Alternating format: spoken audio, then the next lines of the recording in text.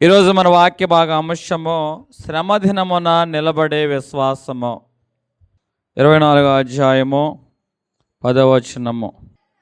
శ్రమదినమున నీవు కృంగిని ఎడల నీవు చేతగాని వాడవదువు.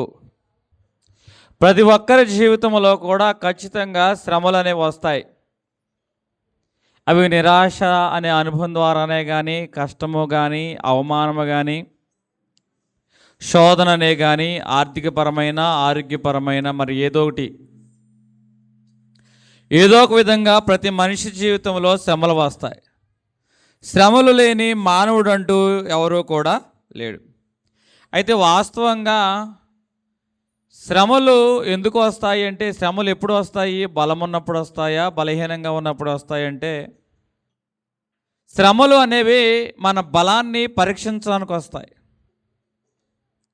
బలహీనతలో మనం ఎంతగా దేవుని మీద ఆధారపడ్డామన్న విషయాన్ని నీకు తెలియజేసేలాగా, లోకానికి తెలియజేసేలాగా ఒక్కోసారి శ్రమలు మన జీవితంలో పరీక్షిస్తూ ఉంటాయి. ఇక్కడ బైబిల్ గ్రంథంలో ఒక భక్తుడు కనపడుచున్నాడు. ఆ భక్తుడికి దేవుడు వాగ్దానం ఇచ్చిన వాడుగా ఉన్నాడు, అభిషేకం ఇచ్చిన వాడుగా ఉన్నాడు. ఆలస్యమైన వాగ్దానము ఆ భక్తుని యొక్క జీవితంలో కనపడుతుంది. చిన్న వయసులోనే దావీదును దేవుడు అభిషేకించిన వాడుగా ఉన్నాడు. ఆ అభిషేకాన్ని బట్టి సింహాన్ని, ఎలుగుబంటిని ఎదుర్కొన్నాడు. ఆ అభిషేకాన్ని బట్టి గొలియాతును ఎదుర్కొన్నవాడుగా ఉన్నాడు.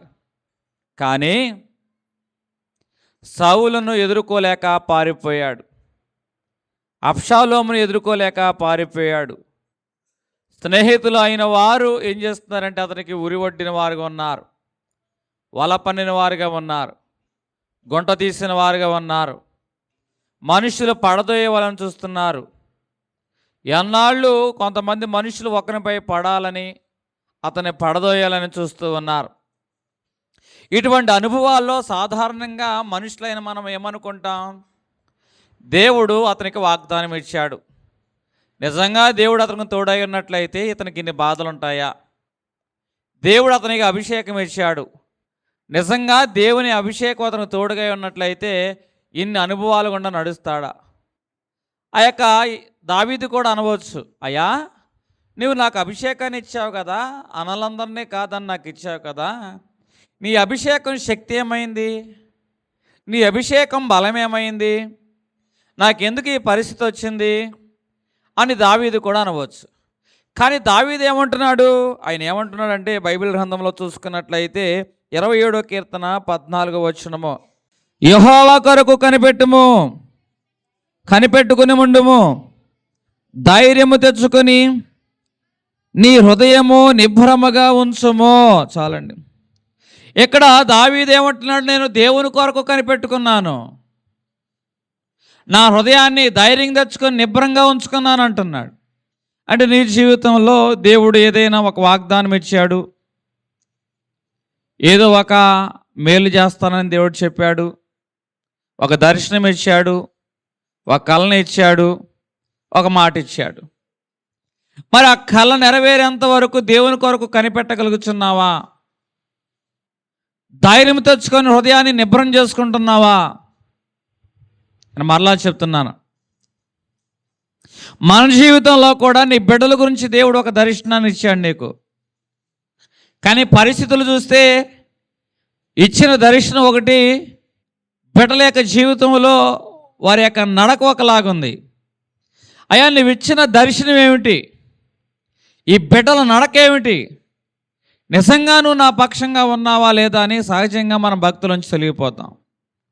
ఒక సహోదరి ప్రార్థన చేస్తే, నీ గురించి నేను మేలైన ఉద్దేశాలు కలిగి ఉన్నాను, నీ కుటుంబం గురించి అని దేవుడు చెప్పాడట.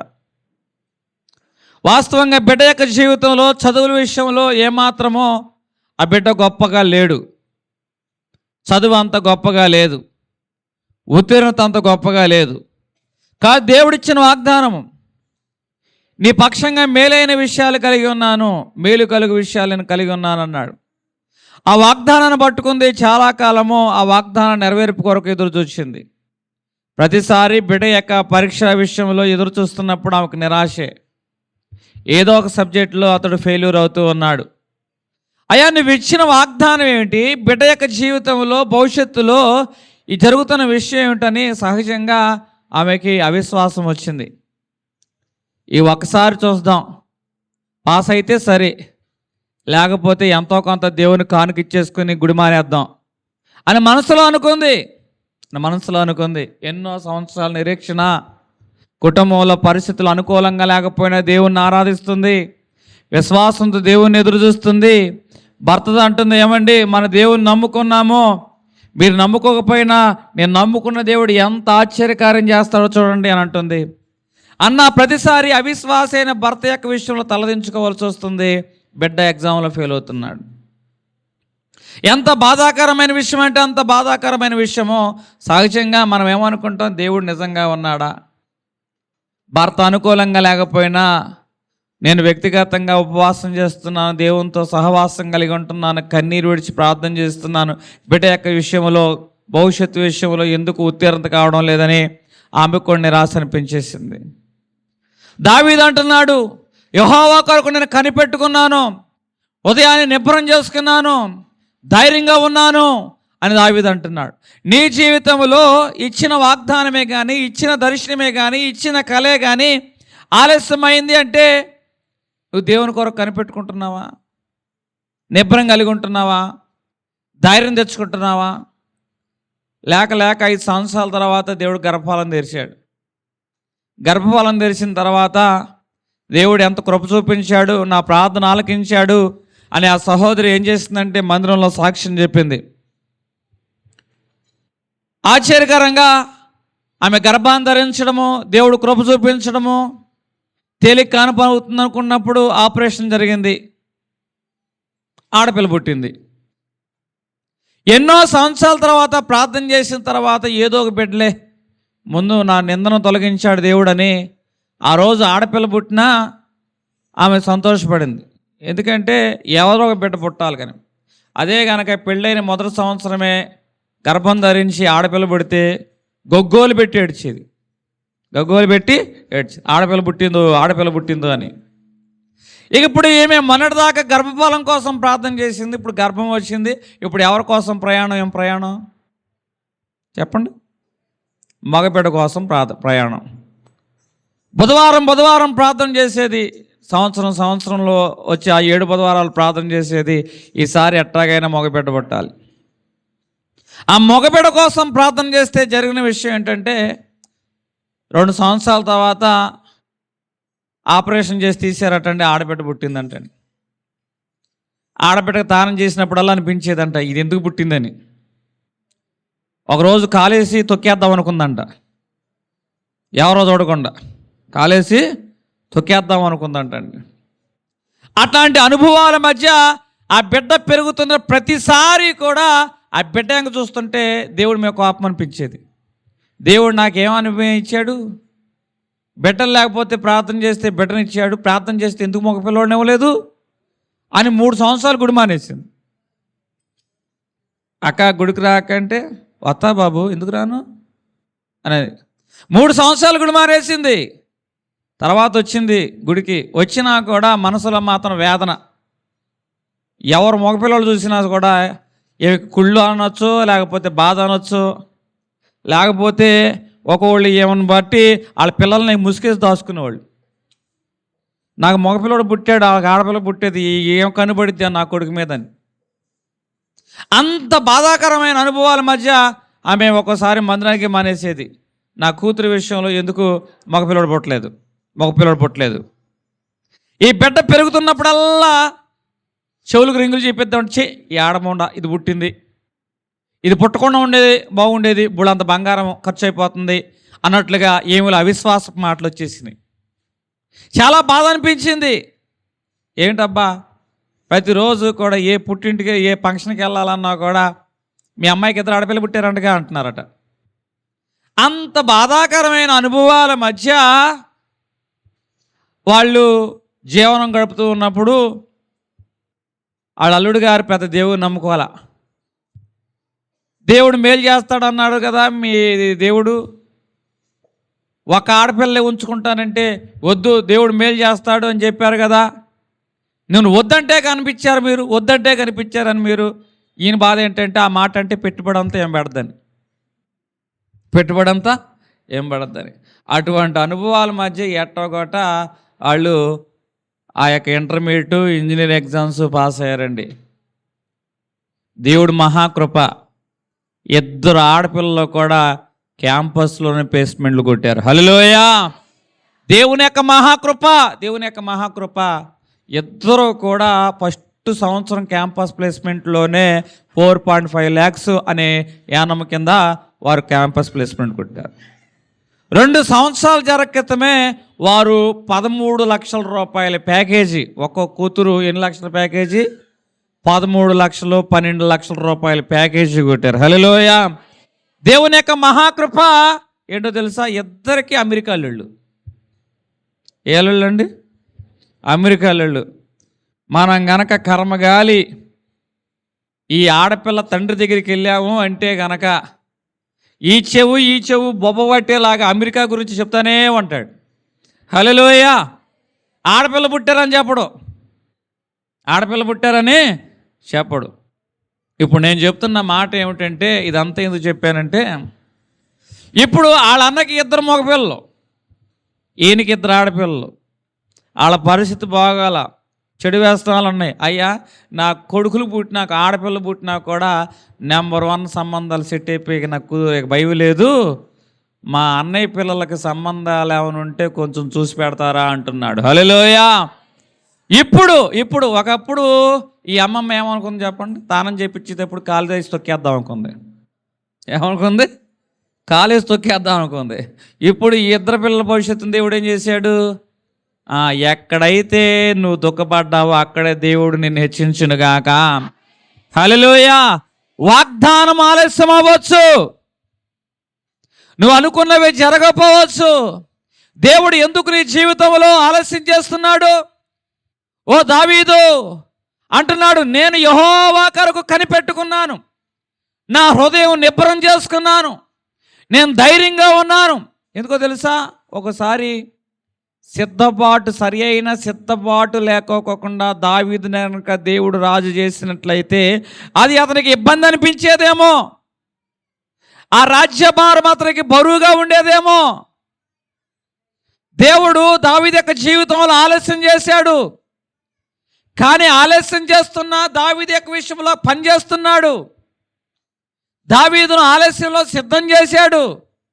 అలాగే నీ జీవితంలో కూడా ఆలస్యం జరుగుతుందంటే ఆయన మౌనంగా ఉన్నట్టు కాదు, పని చేస్తున్నాడు అని అర్థం. హల్లెలూయా! ఆలస్యం చేస్తున్నాడంటే దాని అర్థం ఏంటో తెలుసా? రాబో కాలానికి ఆ ఆశీర్వాదాన్ని నువ్వు మోయగలిగే విధంగా దేవుడిని సిద్ధం చేస్తున్నాడని అర్థం. హల్లెలూయా! హల్లెలూయా! ఈరోజు నేను చెప్తున్న మాట, దేవుడు మనకు వాగ్దానం ఇస్తాడు. ఇచ్చిన వాగ్దానం ఆలస్యం అవుతుంది. వాగ్దానం ఆలస్యమైనప్పుడు నువ్వేమైపోతావు? శ్రమ పడతావు.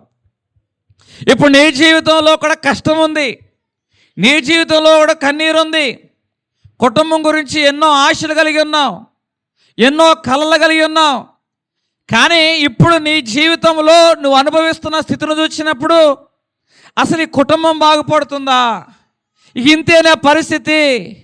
ఎంతమందిని బట్టి ఎన్ని రోజులుగా నేను దుఃఖాన్ని వెళ్ళబుచ్చాలి, ఇక సంతానాన్ని బట్టి నాకు అసలు ఏమాత్రం నెమ్మది ఉండదా అని నీకు అనిపించవచ్చు.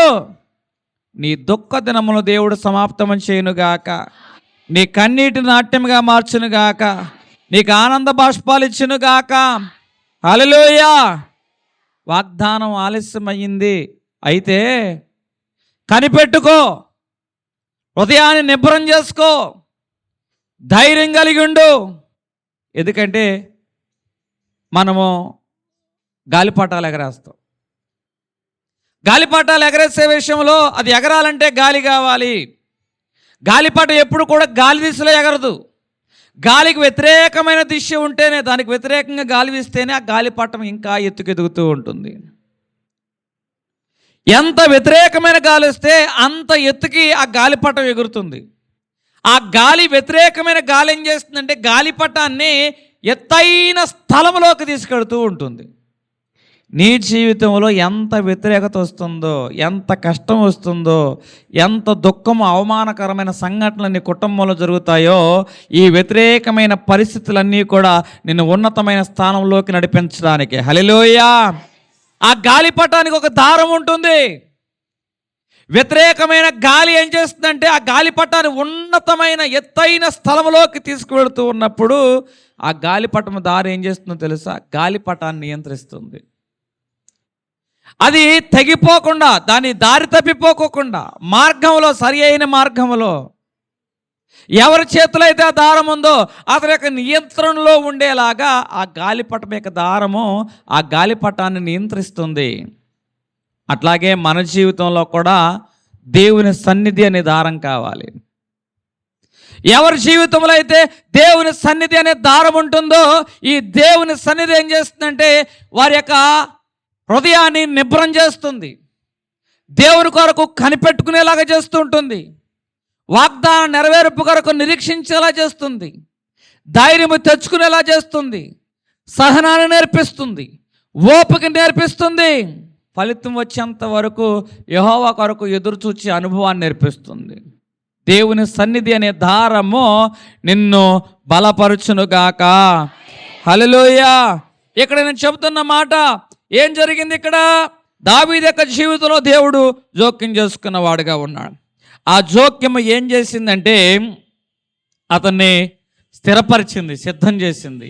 నీ జీవితంలో కూడా దేవుని యొక్క జోక్యం ఏం చేస్తుందంటే రాబో కాలానికి తగిన విధముగా, దేవుడిచ్చు ఆశీర్వాదానికి తగిన విధముగా నిన్ను సిద్ధము చేయునుగాక.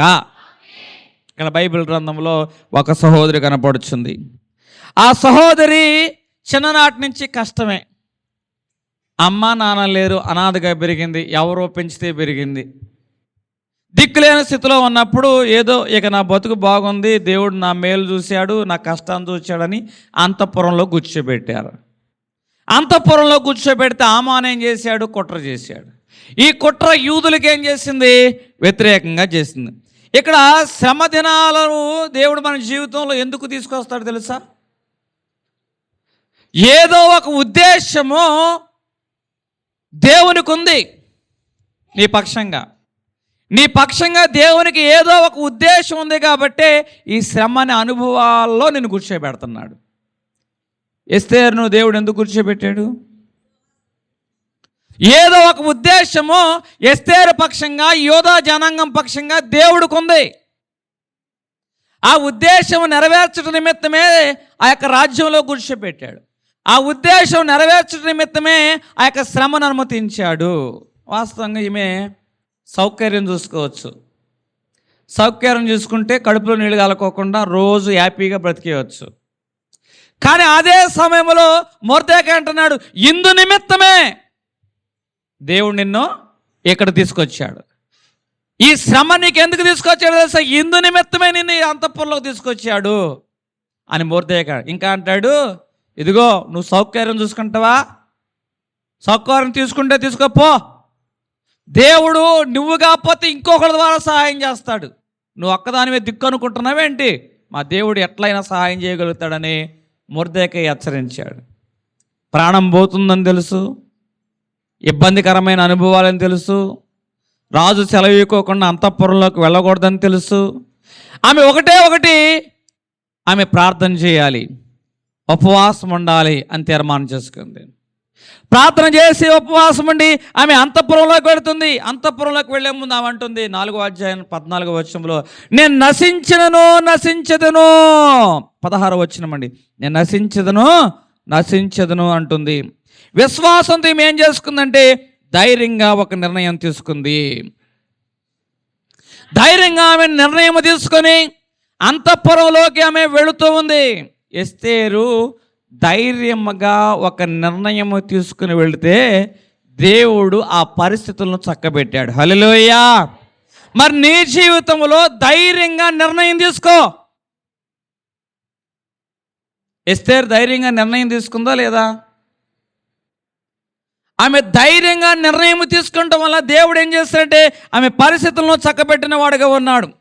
కొన్ని సందర్భాల్లో కూడా కొన్ని శ్రమ దినాలు మన జీవితంలోకి వస్తాయి. అవి మన సౌకర్యాన్ని కదిలించేవిగా ఉంటాయి, మనకి భయాన్ని పుట్టించేవిగా ఉంటాయి. మనకు అనిపిస్తూ ఉంటుంది, వీటిని నేను ఎదుర్కోలేను, వీటిని నేను జయించలేను, ఇవి నన్ను ముంచివేస్తున్నాయి అని మనకు అనిపిస్తూ ఉంటుంది. కానీ ఎటువంటి పరిస్థితులు నీ జీవితంలోకి వచ్చినా కూడా నువ్వు ధైర్యంగా నిర్ణయం అనేది తీసుకున్నట్లయితే దేవుడు మనల్ని ఆ పరిస్థితుల్లో ఎందుకు ఉంచాడు? ఒక ఉద్దేశం చొప్పున.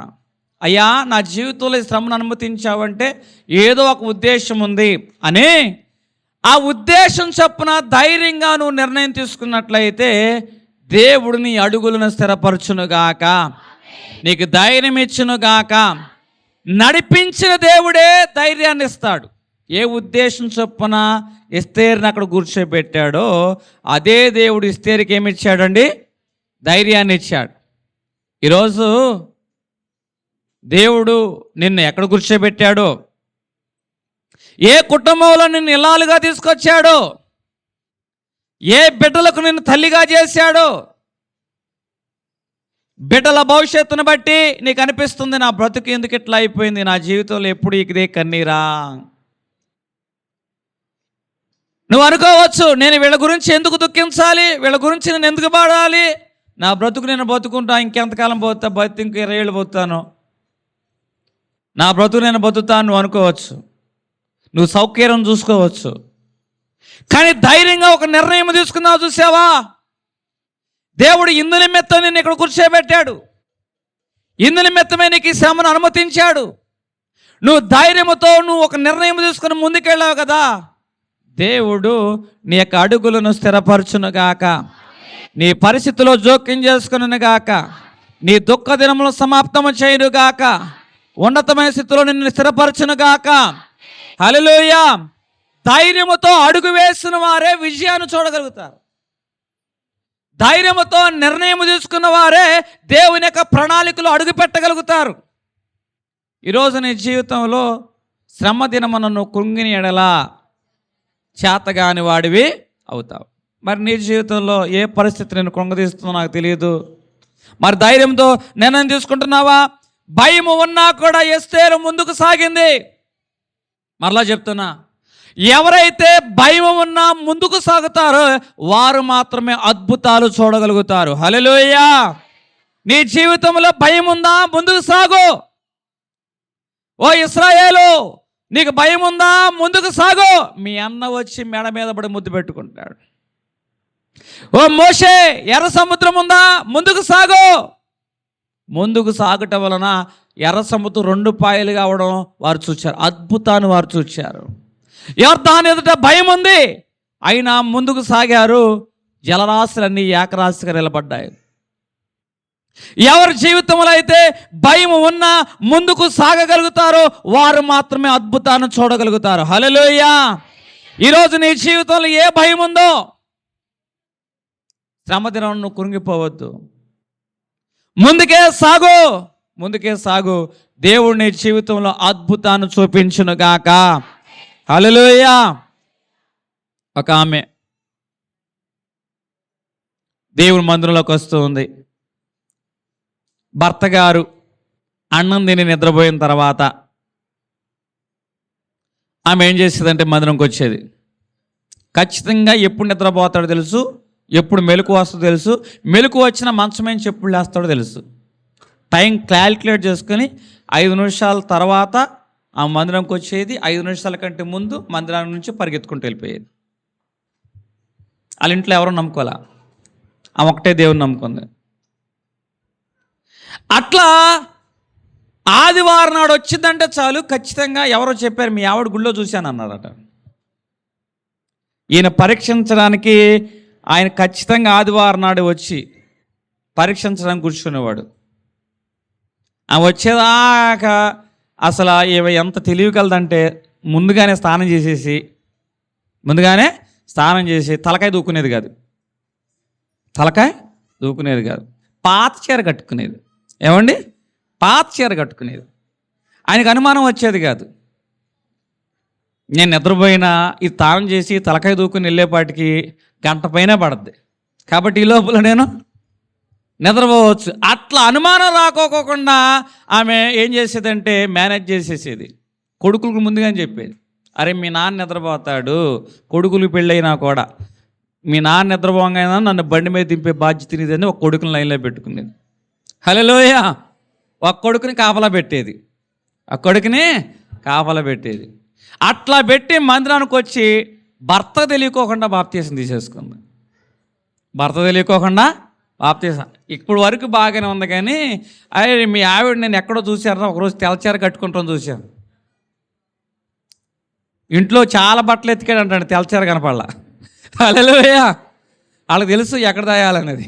దేవుని నామానికి మహిమ కలుగును గాక. ఇక్కడ నేను చెబుతున్న మాట ఏంటంటే ఆ సహోదరి అంతగా దేవుని మందిరంకి వచ్చిందండి. ఎట్టగా వచ్చింది తెలుసా? భర్తని ఎట్లాగట్లా కనుమాయ చేసి తప్పు చేయడానికి మందిరానికి వచ్చింది, బాప్తీసం తీసుకుంది. ఇప్పుడు బిడ్డలందరిని రక్షించింది. దేవుని నామానికి మహిమ కలుగును గాక. ప్రతి బిడ్డ దేవునిలో బలపడిన వాడిగా ఉన్నాడు. భర్త కూడా ఆఖరి రోజు వచ్చిన తర్వాత ఆయన అంటాడంట, మరి ఎట తెలిసిపోయిందంట ఒకరోజు భర్తకి. తెలిసిపోయినా కూడా పైకి గంభీరంగా నటించేవాడు. ఎందుకంటే తెలిసిందని తెలిస్తే నన్ను కూడా దేవుని మందిలో రమ్మంటది. అప్పుడు మెత్తపడ్డాడండి. కాబట్టి నన్ను కూడా గుళ్ళో రమ్మంటదేమో అని మెత్తపడ్డాడు. ఒకరోజు ఆయన అన్నాడు, పాస్టర్ గారు వాళ్ళకి యాకెచ్చి నాకు నూనె వేసి ప్రార్థన చేపిస్తావా అన్నాడు. దేవుని నామానికి మహిమ కలుగును గాక. హల్లెలూయ. ఇక్కడ ధైర్యంతో అడిగేసింది, అద్భుతాన్ని చూసింది. ఆ ఒకటే రక్షించబడిందా? కూతురుని రక్షించింది. ఆ కూతురు ఎక్కడో 60 కిలోమీటర్ల దూరంలో ఉంది. బుధవారం వచ్చి మందిరంలోకి వస్తుంది. ప్రతి సంవత్సరం బుధవారం ఉపవాసాలు కొడుకు వస్తుంది. కొడుకులు రక్షించబడ్డారు. కోడళ్ళు ఏం చేయాలన్నా కూడా ప్రతిదీ కూడా ప్రార్థనాపూర్వకంగా వారు ప్రారంభిస్తారు. ఒకప్పుడు వాళ్ళ ఇంట్లో దైవ సేవకుడికి స్థానం లేదు. ఇప్పుడు వాళ్ళ ఇంట్లో ప్రార్థనా కూడికి దేవుడు స్థానం ఇచ్చాడు. హల్లెలూయ. ఒక సహోదరి యొక్క ధైర్యము ఆ ఇంట్లో అద్భుతాన్ని తీసుకొచ్చింది. దేవుని నామానికి మహిమ కలుగును గాక. ఈరోజు నీ జీవితంలో ఒక ధైర్యం, ఎస్తేరు యొక్క ధైర్యము. నా జీవితంలో చిన్నప్పటి నుంచి కష్టాలే, ఎట్టకొట్ట కష్టాల్లో పెరిగా నేను ఇక్కడ పడ్డాను అనుకుంటే, ఇక్కడికి వచ్చిన తర్వాత ఈ మొర్దెకై అంటాడు, ఇందు నిమిత్తమే దేవుడు నేను ఇక్కడ తీసుకొచ్చాడు. అంటే కష్టాలు పడ్డాకే దేవుడు నన్ను తీసుకొచ్చాడా? నేను నశించిపోవడాకే దేవుడు నన్ను తీసుకొచ్చాడా? ఇక నేనే లేనప్పుడు ఇక దేవుడు ఎందుకు, నాకు సుఖం లేనప్పుడు అని అనుకోవచ్చు. అవంటుంది, నేను నశించదను. ఆయన ధైర్యంతో నిర్ణయం తీసుకుని అడుగు వేసింది. దేవుడు అద్భుతాన్ని జరిగించాడు. దేవుని నామానికి మహిమ కలుగును గాక. శ్రమ దినము నీవి కుంగిందా? మన టాపిక్ ఏంటి? శ్రమ దినాన్ని మనం ఏం చేయకూడదు, కృంగిపోకూడదు. శ్రమ దినం కుంగిందా? కృంగలేదు. శ్రమ దినం ఏమా కొంగలేదు. ఈరోజు నేను చెబుతున్న మాట ఈ సహోదరుని దేవుడు పిలుచుకున్నాడు. అందరూ కలిసి దైవికంగా సమాధి కార్యక్రమం జరిగించారు. హల్లెలూయా. అందరూ కలిసి దైవికంగా 15వ రోజు జరిగించిన వారికి ఉన్నారు. దేవుని నామానికి మహిమ కలుగును గాక. ఈరోజు నీవు ధైర్యముతో వేసిన అడుగులు నీ కుటుంబంలో అద్భుతాన్ని నువ్వు చూచుదువు గాక. హల్లెలూయా.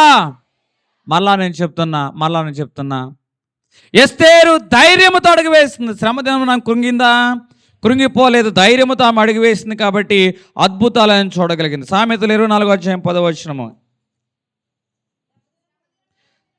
శ్రమదినమున నువ్వు కృంగిన ఎడల నీవు చేతగాని వాడేదువు. చాలండి. శ్రమదినమున నువ్వు కృంగిన ఎడల చేతగా అంటే శ్రమలో మనం ఏం కాకూడదంటండి, కృంగిపోకూడదు. ప్రతి ఒక్కరి జీవితంలో శ్రమలు అనేవి వస్తాయి. శ్రమ అనేది వచ్చినప్పుడు అది పెద్ద సమస్య కాదు. మరి ఏమిటి సమస్య అంటే మన హృదయం అనేది బలహీనపడటమే పెద్ద సమస్య. చాలామంది శ్రమ వచ్చింది అని బాధపడతారు, అది సమస్య కాదు. కొంతమందికి నష్టం వస్తుంది, కానీ నష్టం వచ్చిన వారు భయపడరు. ఎందుకంటే వారు హృదయంలో బలంగా ఉంటారు, వారి గుండె గట్టిది.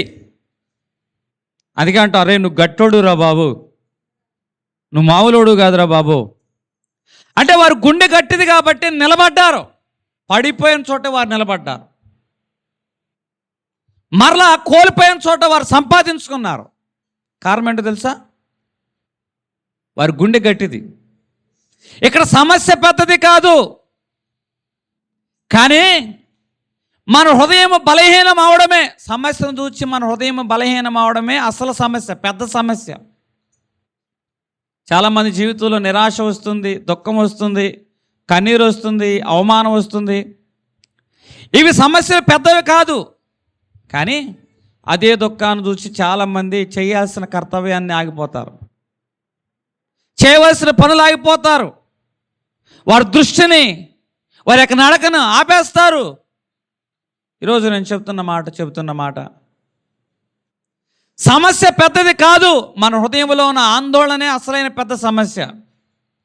ఎప్పుడైతే నీవు దీన్ని జయించగలుగుతావో అప్పుడు అన్నిటినీ కూడా నీవు జయించగలిగేవాడుగా ఉంటావు. ఇక్కడ కృంగిపోవడము ఏం చేస్తుందంటే మన యొక్క బలాన్ని తగ్గించేస్తుంది. సామెతలు రాసిన గ్రంథము 17వ అధ్యాయము 22వ వచనము. సంతోషము కలిగిన మనసు ఆరోగ్య కారణము. చాలండి. కృంగిపోవడము బలాన్ని తగ్గిస్తుంది. తర్వాత నలిగిన మనసు ఏం చేస్తుందంటండి? ఎముకలను ఎండిపోజేస్తుంది. మనిషి సమస్య బయట సమస్యల వల్ల కాదు, నిరుత్సాహం వల్లే ఆ వ్యక్తి ఎక్కువగా కృంగిపోతాడు, బలహీనుడైపోతూ ఉంటాడు. నిరాశ కానీ శ్రమే కానీ మన బలాన్ని కృంగదీస్తుంది. ఒక సహోదరి భర్త కోల్పోయాడని నిరాశతో నింపబడి ఈ సంసారాన్ని నేను ఎట్లా ఈదాలి, ఈ కుటుంబాన్ని నేను ఎట్లా ఈదాలి అని ఆమె బిడ్డలను వదిలేసి పారిపోయింది. చాలా దినాలు ఆ కన్నతల్లి ఆ భర్త పోయిన కుమార్తె నిమిత్తము వెతికింది. ఇక ఈ మనవళ్ళు మనవరాల బాధ్యత ఏమో తీసుకుంది. ఏదో పెంచుతున్నానంటే పెంచుతూ ఉంది, కొడుకు ఏమో పట్టించుకోవడంలా. పెరుగుతున్నారు. ఒకరోజు ఒక విషయం తెలిసింది, తన కూతురు బతికే ఉందని, కానీ వేరే మార్గంలో ఉందని తెలిసింది. చాలా దుఃఖం అనిపించింది. ఈ బిడ్డలు ఏమయ్యారంటే వీళ్ళు కూడా యవ్వన కాలంలోకి వచ్చి వేరే మార్గంలోకి వెళ్ళిపోయిన వారిగా ఉన్నారు. కానీ ఇంకొక చోట ఆ తల్లి ఇదే అనుభవం. ఏది ఏమైనా నా కుటుంబానికి నేను భర్తను కోల్పోయాను, నా పిల్లలకి తండ్రి కోల్పోయారు, కానీ తల్లి నేనున్నాగా. వారి తండ్రినే కోల్పోయారు, కానీ తల్లికి నేనున్నా కదా అని నిలబడింది. ఆమె యొక్క సమస్య బయటది కాదు, ఆమె సమస్య లోపలదే, కానీ ఆ సమస్యను జయించింది. నడుం కట్టుకుంది, బిడ్డలను పోషించింది. పరిస్థితులు ఏమీ అనుకూలంగా లేవు, అయినా సరే అయ్యా ఇదిగో నేను ఈ పరిస్థితులను జయించలేను, నాకు శక్తి ప్రభువా అని దేవుని సన్నిధానంలోకి వచ్చి తన భారాన్ని దేవునిలోకి వేసింది. దేవుడు ఆమెకు శక్తినిచ్చాడు, బలాన్ని ఇచ్చాడు. ఆమె చిన్న చిన్న పనులు చేసుకుంటూ ఎట్లా కొట్ట బిడ్డల ప్రయోజకులు చేసింది.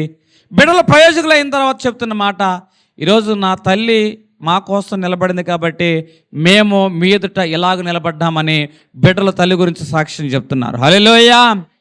అంటే శ్రమ మన బలాన్ని కృంగతీస్తుంది. శ్రమ ఏం చేస్తుంది? మన బలాన్ని కృంగతీస్తుంది. మరి తల్లిగా ఉన్న నీవు బిడ్డల కోసం నిలబడుతున్నావా? ఇంటిలో ఉన్న యజమాని ఎలాగైనా ఉండవచ్చు, నా బిడ్డలు సరైన తండ్రిని కలిగి లేరు, కానీ నేను సరైన తల్లిని. నా బిడ్డలు నా తండ్రి, నా భర్తను గురించి మాట్లాడుతున్నారు, వారి తండ్రి గురించి మాట్లాడుతున్నారు, కానీ ఈరోజు అదే నా బిడ్డలు రేపటి రోజున నా గురించి, నా బాధ్యతను గురించి, నేను పెంచిన విధానం గురించి మాట్లాడుకోవాలని నువ్వు నడుం కట్టుకోగలిగినట్లయితే, ధైర్యముతో నువ్వు వేసిన అడుగును నీ బిడ్డల యొక్క జీవితాల్లో దేవుడు అద్భుతాలు జరిగించునుగాక. హల్లెలూయా. శ్రమ మన బలహీనతను ఏం చేస్తుందంటే మనల్ని బలహీనులు చేస్తుంది. ఏలియా జీవితంలో శ్రమ వచ్చింది, అతడు బలహీనుడైపోయిన వాడుగా ఉన్నాడు. అయితే దేవుడు ఏలియాని విడిచిపెట్టాడా? విడిచిపెట్టలేదు. ముందుగా అతనికి విశ్రాంతి ఇచ్చాడు, తర్వాత రొట్టెనిచ్చాడు, తర్వాత బలపరిచాడు. ఈరోజు దేవుడు అంటున్న మాట, దేవుడు మనల్ని వదిలిపెట్టాడు. నువ్వు దేవుని మీద ఆధారపడినట్లయితే. చాలామంది జీవితాల్లో ఈ యొక్క శ్రమ వారి యొక్క బలాన్ని ఏం చేస్తుందంటే వెనకలాగేస్తూ ఉంటుంది. అయితే శ్రమ దినమను నువ్వేం కాకూడదంటండి, కృంగిన వాడుగా ఉన్నట్లయితే చేతగాని వాడవుతావు. దేవుడు మనకేమిస్తాడంటే, నువ్వు ఆయన వైపు చూస్తే, యెహోవా కొరకు నేను కనిపెట్టుకుంటున్నాను, నా హృదయాన్ని నిబ్బరం చేసుకుంటున్నాను, నేను ధైర్యంగా ఉన్నాను అని దావీదు భక్తుడు అంటున్నాడుగా. యెషయా 40:31. యెహోవా కొరకు ఎదురు చూచువారు నూతన బలము పొందురు, వారి పక్షిరాజు వలె రెక్కలు చాచి పైకి ఎగురుదురు. చాలండి. నువ్వు దేవుని కొరకు కనిపెట్టుకున్నావా, నూతన బలం పొందుతావు. బైబిల్ గ్రంథంలో పేతురు ఉన్నాడు, తప్పిపోయినాను, మమ్మారు అబద్ధం ఆడాను, దేవునికి వ్యతిరేకంగా పాపం చేశాను అని మనసులో పశ్చాత్తాపభావం. కానీ ఎక్కడ ఉన్నా కూడా సాటుగా పునరుద్ధానుడని యేసును చూడాలని చూస్తున్నాడు, ఆయన కలుసుకోవాలని చూస్తున్నాడు. దేవుని కొరకు అతడు ఎదురు చూస్తున్నవాడుగా ఉన్నాడు. దేవుని యొక్క వాక్యము పేతురును దేవుడు గమనించిన వాడుగా ఉన్నాడు. అలా గమనించటం బట్టి ఆ పేతురును దేవుడు పట్టుకున్నాడు. మరలా 3000 మంది పేతురు ద్వారా బలపరచినట్లుగా. ఏ పేతురు అయితే మమ్మారు క్రీస్తుని ఎరగనని అబద్ధం ఆడాడో, అదే పేతురు క్రీస్తుని గురించి, పునరుద్ధానుడైన క్రీస్తుని గురించి ప్రకటిస్తుంటే, సాక్ష్యం చెప్తుంటే 3000 మంది ఆ క్రీస్తుని విశ్వసించారట. హల్లెలూయా. ఎక్కడైతే నువ్వు అసమర్థుడు అంటున్నావో అక్కడే దేవుడు, ఆ ప్రజల ముందే దేవుడు నీ సామర్థ్యాన్ని వారి ఎదుట కనబరుచునుగాక, నీలో ఉన్న సామర్థ్యాన్ని వారు గుర్తించుదురుగాక, నీ ద్వారా అనేక మంది ఆశీర్వాదంలో నడిపించబడునుగాక. హల్లెలూయా. ఈరోజు శ్రమదినం నువ్వు కుంగిపోవద్దు. యెహోవా కొరకు నువ్వేం చేయాలి? ఎదురు చూడు. శ్రమలో దేవుడు మనతో చెబుతున్న మాట, ఎదురు చూడడంలో ఒక ఆశ ఉంది. ఎదురు చూడడంలో ఏముంది? ఒక ఆశ ఉంది. ఆశ మనల్ని బ్రతికిస్తుంది. ఆశ గల ప్రాణాన్ని దేవుడు ఏం చేస్తాడు? తృప్తిపరుస్తాడు. నీ జీవితంలో సమస్య ఏదైనా నువ్వు ఒక ఆశ కలిగి ఉండు. ఆయన అంటాడు, దావీదు గారు, నా ప్రాణమా నీవేలా కృంగి ఉన్నావు, నా ప్రాణమా నాలో నీవేలా కృంగి ఉన్నావు అని ఆ కీర్తనకారుడు 42:11 అంటున్నాడు. నువ్వు దేవుని పైన నిరీక్షించుము. అంటే ఆశ ఆ యొక్క దావీదులో కనబడుతుంది. మరి నీ జీవితంలో ఆశ ఉందా లేదా? నిజంగా నువ్వు దేవుని మీద ఆశ కలిగి ఉన్నట్లయితే నీ ఆశ గల ప్రాణాన్ని దేవుడు తృప్తిపరచునుగాక. ఒక విద్యార్థి పరీక్షలు రాయడానికి సిద్ధపడుతున్నాడు. ఆ సిద్ధపడే క్రమంలో చాలాసార్లు చదువుతున్నాడు, ఎంత చదివినా గుర్తుంటలా. నిరుత్సాహం వచ్చింది. ఒకసారి అసలు చదువు ఎంత ఆసక్తి రాలా, వదిలేద్దాం అనుకున్నాడు, పడిపోయాడు, వద్దనుకున్నాడు. ఏది ఏమైనా సరే మరలా కొనసాగించాలనుకున్నాడు, కష్టపడ్డాడు. అయినా సరే పరీక్ష రాయడానికి ముందు రోజు, పరీక్ష రాసే రోజున అతనిలో ఆందోళన, ఒత్తిడి, కలవరం. నేను ఎంత కష్టపడి చదివానో ఎగ్జామ్స్కి వచ్చేపాటికి, పరీక్ష రాసేపాటికి గుర్తుంటుంది అంటావా? ఎగ్జామ్స్కి వెళ్ళాడు, క్వశ్చన్ పేపర్ చూస్తుంటే తెల్ల పేపర్ కనపడుతుంది. ఏం కనపడుతుందండి? తెల్ల పేపర్ కనపడుతుంది. ఇక అంతా అనుకున్నాడు, బాతుగుడ్డు కోడిగుడ్డు. కానీ మనసులో ఒకటి అనుకున్నాడు, నాకు ఏమీ రాకపోయినా వచ్చింది రాసేద్దాం, నాకేమీ రాకపోయినా వచ్చింది రాసేద్దాం అనుకున్నాడండి. ఈరోజు దీన్ని మీరు మంచిగా తీసుకుంటారో చెడు తీసుకుంటారో కానీ నేను ఒక మాట చెప్తా వినండి. ఒక ఆయన ఏమీ రాకపోయినా వచ్చింది రాసేద్దాం రాశాడంట. దేవుడు ఎగ్జామ్ లీడర్, ఇన్విజిలేటర్ మనసును మార్చేసి ప్రతిదానికి 4 మార్కులు వేసాడట. హల్లెలూయా. అర్థమైందా? ఏమీ రాకపోయినా ఎంట్రన్స్ ఎగ్జామ్లో కనీసం ఏలన్నా దిద్దుదామని వెళ్ళాడంటండి. అదృష్టం ఆ రోజు ఆ 200 మార్కుల్లో ఏ మీద సమాధానం వచ్చినాయి దాదాపు 46 ఉన్నాయి అంట. అచ్చంగా ఏ మీద వచ్చిన సమాధానం ఎన్ని ఉన్నాయట? 46. వచ్చినా రాకపోయినా ఏం దిద్దేద్దాం అనుకున్నాడు ఎంసెట్ ఎగ్జామ్లో? ఏళ్ళు దిద్దేద్దాన్ని ఏళ్ళు దిద్దేసాడంట. 46 మార్కులు వచ్చినాయంట. 51,000 ర్యాంక్ వచ్చిందంట. దేవుని నామానికి మహిమ కలుగును గాక. అంటే నేను చెప్తున్నా, మీ అందరూ చదువుకోకుండా వెళ్ళి ఏళ్ళు దిద్దామంటలా. నేను సమస్యను ఎదుర్కోవాలంటున్నా. సమస్యను ఎదుర్కోవాలంటున్నా. ఇక్కడ ఈ వ్యక్తి ఇంత కష్టపడినా కూడా మనసులో ఆందోళన ఏం చేసినాయి అంటే ఒక్క ప్రశ్నను గుర్తు రాని. అప్పుడు అనుకున్నాడు, నేను అన్ని ప్రశ్నలకు సమాధానం రాయలేను, కానీ వచ్చిన ప్రశ్న కన్నా నేను సమాధానం రాద్దామని ఆ వచ్చిన ప్రశ్నకు ముందుగా అది 1 మార్కు ప్రశ్న అయినా లేకపోతే 4 మార్కు ప్రశ్న అయినా వచ్చిన ప్రశ్నకు సమాధానం రాయడం ప్రారంభించాడు. అలా రాయడం వల్ల ఏం జరిగిందంటే అతనిలో కాన్ఫిడెన్స్ లెవెల్ పెరిగింది. ఆ కాన్ఫిడెన్స్ లెవెల్ ఏం చేసిందంటే మిగతా ఈ రాని ప్రశ్నలు ఒక 10 ఉన్నాయి, అందుట్లో వచ్చిన వరకు అందుట్లో ఏం చేశాడంటే రాసి అట్లా ఊరినే రాసి వదిలేశాడు. దేవుని నామానికి అతడు ఎంత కృప చూపించాడు, దేవుడు అతనికి కృప చూపించాడంటే ఎగ్జామ్స్ వచ్చిన తర్వాత పరీక్షా ఫలితాలు చూసినప్పుడు అతడు ఉత్తీర్ణుడై ఉన్నాడు. హల్లెలూయా. అంటే మన జీవితంలో కూడా ఎగ్జామ్ రాసేటప్పుడు నాకు అన్ని ప్రశ్నలు రాలేదు, నేను సరిగ్గా చదవలేదు, నేను ఉత్తీర్ణత కాలేదు అంటూ ఉంటాను. కానీ నేను చెప్తున్న మాట, నువ్వు 100కి 100 మార్కులు రాయడానికి వెళ్తలా. ముందు నీ టార్గెట్ 100కి 100 అయి ఉండొచ్చు, కానీ అసలు టార్గెట్ అంటే నువ్వు ఉత్తీర్ణత అవటం. అసలు టార్గెట్ ఏమిటి? నువ్వు ఉత్తీర్ణత అవటం. అందుకే ముందు ఉత్తీర్ణత గురించి ప్రయత్నం చేయి. అట్లా వెళ్ళాడు కాబట్టి, వచ్చిన ప్రశ్నలు రాశాడు కాబట్టి అతని జీవితంలో సక్సెస్ అయిన వాడుగా ఉన్నాడు. ఈరోజు నేను చెప్తున్న మాట, నువ్వు ధైర్యంగా అడుగు ముందుకు వేస్తే దేవుని జీవితంలో అద్భుతాలు జరిగించును గాక. హల్లెలూయా. దేవుని బలమే మనకి నిజమైన బలము. మన బలము పరిమితం, మన బలముతో మనం నిలబడలేము. కానీ దేవుడు కనుక మనల్ని నిలబెడితే, దేవుని కనుక నిలబడితే నీ ఎదుట ఎంత గొప్ప రాజైనా, అతడు ఫరో అంతటి బలవంతుడైనా సరే దేవుడు నిలబడితే నీ మాట ఫరో కూడా వినాల్సిందే. హల్లెలూయా. మనం నిలబడితే ఫరోతో మాట్లాడలేము, కానీ దేవుడు నిలబెడితే మాత్రం ఫరో మన మాట వింటాడు. దేవుని నామానికి మహిమ కలుగును గాక. అయ్యా ఇది నా శక్తి కాదు, నేను ఎంతటి వాడిని అని ఆ మోషేనే అన్నాడు. కానీ ఆ మోషేని దేవుడు ఎవరు ఎదుట నిలబెట్టాడు? ఫరో ఎదుట. ఒకప్పుడు ఆ ఫరోని చూసి పారిపోయాడు, కానీ ఇప్పుడు అదే ఫరో ఎదుట మోషే మాట్లాడుతుంటే ఎవరు వింటున్నాడు? ఆ యొక్క ఫరో వింటున్నవాడుగా ఉన్నాడు. ఈరోజు ఎక్కడైతే భయం అంటున్నావో అక్కడ దేవుడు నిన్ను నిలబెట్టును గాక. ఎక్కడైతే నా నోరు పని చేయదంటున్నావు అక్కడ దేవుడు నీతో మాట్లాడించును గాక. ఆ జనము నీ మాట వినును గాక, దాన్ని బట్టి నడిపించబడును గాక. అందుకే శ్రమ దినం మనం ఏం చేయకూడదు? గొంగకూడదు. కృంగితే ఏమవుతామంటండి? చేతగానే అవుతూ ఉంటాం. దేవుడు మనకి ఎలాగుంటాడు? 46వ కీర్తన ప్రారంభ వచనము, దేవుడు మనకి ఆశ్రయము, దేవుడు మనకి ఆశ్రయము దుర్గమునై ఉన్నాడు. ఆపత్కాలమందు ఆయన. ఇప్పుడు శ్రమదినం వచ్చింది, నువ్వేం చేయాలి? ఆయన మనకి ఆశ్రయము దుర్గమై ఉన్నాడు కాబట్టి ఆయన ఆపత్కాలం మనం నమ్ముకొనదగిన. ఇప్పుడు శ్రమ వచ్చినప్పుడు నువ్వు ఎక్కడ పరిగెడతావు? నేను ఎవరి యొద్దకు వెళుదును అని అంటున్నాడు. ఆపత్కాలను నమ్ముకొనదగిన సహాయుడు నువ్వే కదా. శ్రమ వచ్చినప్పుడు సమస్యకు దూరంగా పరిగెడతావా?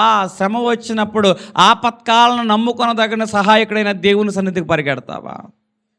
అన్న దేవుని యొక్క సన్నిధికి పరిగెత్తింది కాబట్టి ఒక తరాన్ని నడిపించే ప్రవక్త ఆమె ప్రార్థన ద్వారా పొందుకుంది. ఈరోజు శ్రమ వచ్చినప్పుడు నువ్వు సమస్యను చూసి పారిపోకోకుండా దేవుని సన్నిధి పరిగెత్తి రాగలిగినట్లయితే దేవుని ప్రార్థనకు జవాబు ఇచ్చునుగాక. గిద్యోను శ్రమను చూసి చాటుగా గింజలు దులుకుంటున్న వాడిగా ఉన్నాడు. నా గోత్రం ఎట్లాంటిది, నేను ఎట్లాంటి వాడిని, నేను కనిష్ఠుడిని అంటున్నాడు. దేవుడు ఎప్పుడు కూడా నీ శక్తిని, నీ సామర్థ్యాన్ని, నీ పరిమితులు చూడ్డు. తన శక్తి చొప్పున నిన్ను నడిపించునుగాక. హల్లెలూయా. దేవుడు గిద్యోని సామర్థ్యం, గిద్యోని పరిమితిని చూడాల, తన శక్తిని చూచాడు. అందుకే గిద్యోను, నువ్వు యుద్ధం చేయడానికి కత్తి పట్టుకోవద్దు, ఈటి పట్టుకోవద్దు, నేను చెప్పినట్లుగా దివిటీ పట్టుకో, నేను చెప్పినట్లుగా కర్రను పట్టుకో, నేను చెప్పినట్లుగా కొండను పట్టుకో. నీ పరిమితి కాదు, ఇదిగో నా శక్తి చొప్పున నేను యుద్ధాన్ని జరిగిస్తానంటున్నాడు. దేవుని మాట చొప్పున గిద్యోని వెళ్ళటం బట్టి దేవుని శక్తే గొప్ప యుద్ధమును జరిగించింది, విజయాన్ని ఇచ్చింది. యుద్ధమో యెహోవాది. హల్లెలూయా. ఆయన మన పరిమితిలో చూడడు, తన శక్తిని చూచి నిన్ను నన్ను నడిపించునుగాక. శ్రమ దినమున మనం కృంగిపోకూడదు, సమస్యను చూసి పారిపోకూడదు. దేవుణ్ణి మనం సమీపించినట్లయితే దేవుడు మనల్ని బలపరచునుగాక. ఎందుకంటే దేవుడు మనకి పిరికితనము కలిగిన ఆత్మ ఇవ్వలేదు. ఎక్కడైతే నువ్వు బలహీనంగా ఉన్నావో అక్కడ దేవుడు ఏం చేస్తాడంటే ధైర్యాన్ని ఇచ్చి బలపరుస్తాడు. యెహోషువ అమ్మో మోషే లాంటి వాడిని తిప్పలు పెట్టి 3 చెరువు నీళ్లు తగ్గించారే, మోషే లాంటి వాడినే ఇంత ఇబ్బంది పెట్టారే, నేను ఎంతటి వాడిని, ఏళ్ళతో పాటు పెరిగాను, ఏళ్ళతో పాటు పుట్టాను, ఏళ్ళతో పాటు నడిచాను, అసలు నాయకుడికి అంగీకరిస్తాడా అంటున్నప్పుడు దేవుడు అంటున్నమాట, యెహోషువ భయపడకు, మోషేకి తోడైనట్లు నీకును, మోషే నడిపించినట్లు నిన్నును నడిపిస్తా. పిలిచిన దేవుడే నీకు ధైర్యం ఇస్తాడు. హల్లెలూయా. పిలిచిన దేవుడే నిన్ను నడిపిస్తాడు. హల్లెలూయా. పిలిచిన దేవుడే నీకు బలం ఇస్తాడు. హల్లెలూయా. ఈరోజు నేను చెబుతున్న మాట, ఏ దేవుడైతే పిలిచాడో ఆ దేవుడు నీకు ధైర్యం ఇచ్చును గాక, ఆ దేవుడు నీకు బలం ఇచ్చును గాక, ఆ దేవుడు నీకు శక్తిని ఇచ్చును గాక. యెహోషువ దేవుని వైపు చూచాడు కాబట్టి దేవుడు యెహోషువను నడిపించాడు. అది యొర్దానైనా, యెరికో గోడలైనా, కానా ప్రవేశమైనా. ఈరోజు నీ జీవితంలో దేవుడు నీకు తోడై ఉన్నట్లయితే శ్రమదినం నువ్వు కృంగిపోవద్దు. పిలిచిన దేవుడు, వాగ్దానం ఇచ్చిన దేవుడు, నమ్మదగిన దేవుడు, పిలిచిన దేవుడే నిన్ను నడిపించును గాక. నువ్వు ధైర్యముతో అడుగు వేస్తే అద్భుతమును దేవుడు చూపించును గాక. కాబట్టి మనం ఏం చేయాలి? శ్రమదినమన్నా చెప్పాలి. ఎంత బాధలో ఉంటే గుళ్ళోకి ఏమి రమ్మంటారు? ఎంత బాధ ఉంటే ఏమని ప్రార్థన చేయమంటారు? నా జీవితంలో ఎంత శోకం ఉన్నట్లయితే అసలు దేవుణ్ణి ఏమని నమ్ముకోమంటారు? సహజంగా మనం వెళుతున్న అనుభవాలు మనతో ఆ మాటలు మాట్లాడేస్తాయి. మన హృదయంలో ఉన్న వేదన, మన గుండెల్లో ఉన్న బాధ, సహజంగా నువ్వేదే కావాలనటం కాదు, నీ గుండెల్లో ఉన్న వేదన అదే. కానీ దేవుడు చెప్తున్న మాట ధైర్యంగా ఉండు, హృదయాన్ని నిబ్బరం చేసుకో. ఇగో ఆపత్కాలంలో ఆదుకోదగిన, నమ్మదగిన సహాయకుడి వైపు నువ్వు చూడు, ఆయన కొరకు ఎదురు చూడు, నూతన బలం నీకు ఇస్తానంటున్నాడు. ఈరోజు శ్రమ వచ్చినప్పుడు నువ్వు కృంగిపోవద్దు. శ్రమ ఏం చేస్తుందంటే ఎముకలకు బలహీనత తీసుకొస్తుంది, ఎముకలు ఎండిపోయేలా చేస్తుంది, బలము తగ్గిపోయేలా చేస్తుంది. సంతోషకరమైన మనసు ఆరోగ్యానికి కారణము. సమస్య బయటిది కాదు, సమస్య అన్నిటికంటే పెద్ద సమస్య హృదయంలో ఉంది. నువ్వు జయించాల్సింది బయట సమస్య కాదు, నీ హృదయంలో ఉన్న సమస్యను. దాన్ని నువ్వు జయించగలిగినట్లయితే నీ పక్షంగా దేవుడు భీకరమైన యుద్ధాలు జరిగించునుగాక, గొప్ప విజయాన్ని ఇచ్చునుగాక. దేవుడు కొద్ది మాటలు అనేకుల్లో దీవించునుగాక.